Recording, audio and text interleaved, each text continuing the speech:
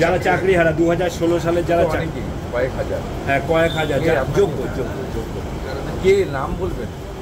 চিন্ময় থেকে ধরে সবাই, চিন্ময় থেকে যারা আন্দোলনরত শিক্ষক। সেদিনকে আমি গেছিলাম এবং আমি ওদের প্রস্তাব দিয়েছি যে ওদের যে সুচিন্তিত মতামত, ওরা বিরোধী দলনেতা কোনো একটা দলের নয়, রাজ্যের সরকার এবং সরকারি দলের দ্বারা, সরকারি ব্যবস্থা দ্বারা আক্রান্ত সকলের প্রতিনিধি। অতএব তারা যদি সুনির্দিষ্ট প্রস্তাব দেয়, সেটা তো আমার হাতে নয়, আমি কথা বলে তাদের জানাবো। কিন্তু আমার কাছে কোনো প্রস্তাব আসেনি। সেদিন খোলা মঞ্চেই আমি তাদের প্রস্তাব দিয়েছিলাম যে আপনারা কী ধরনের সহযোগিতা চান বলবেন, যে ধরনের সহযোগিতা আমার বা আমাদের দ্বারা সম্ভব সেটা আমরা করব। চিরঞ্জিত চক্রবর্তী বলছেন, মমতাকে বলেছি এবার নতুন কিছুর প্রয়োজন নেই। আমি এর উত্তর দেবো, গতবারেও বলেছি। নানা জায়গায় সেনাবাহিনীদের নিয়ে তৃণমূল পথে নামলো, ইউসুফ পাঠানের নাম থাকলেও তাকে দেখা যাচ্ছে না, ইউসুফ পাঠানের নাম থাকলেও তাকে দেখা যাচ্ছে না। তিনি কেন নেই সে তো উনি বলতে পারবেন, আমি তো বলতে পারবো। উনি তো কমপ্লিটলি সাম্প্রদায়িক কার্ড খেলে জিতেছেন বহরমপুরে। উনি তো ওখানে ডেভেলপমেন্টের কথা বলে জেতেননি, সাম্প্রদায়িক কার্ড খেলে জিতেছেন। এবং ওদের ঘরের ছেলে অধীর চৌধুরীকে মুসলমানরা ভোট দেয়নি, যেহেতু ওর নামটা অধীর চৌধুরী।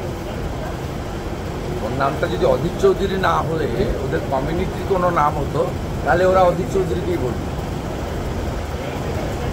আমি ওখানে তৃণমূলের ভোট করেছি 2019 সালে। একটাতে আবু তাহের, একটা খলিলুর রহমান জিতেছিল। প্রথমবার তৃণমূল ওখানে খাতা খুলেছিল।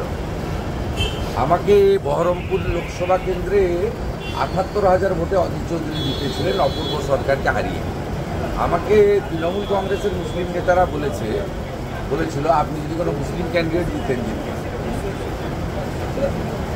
অতএব মাইন্ডসেটটা, আমরা সাম্প্রদায়িকতা করি না, আমরা রাষ্ট্রবাদ করি। এটা উল্টো দিক থেকে হয়। অনুব্রত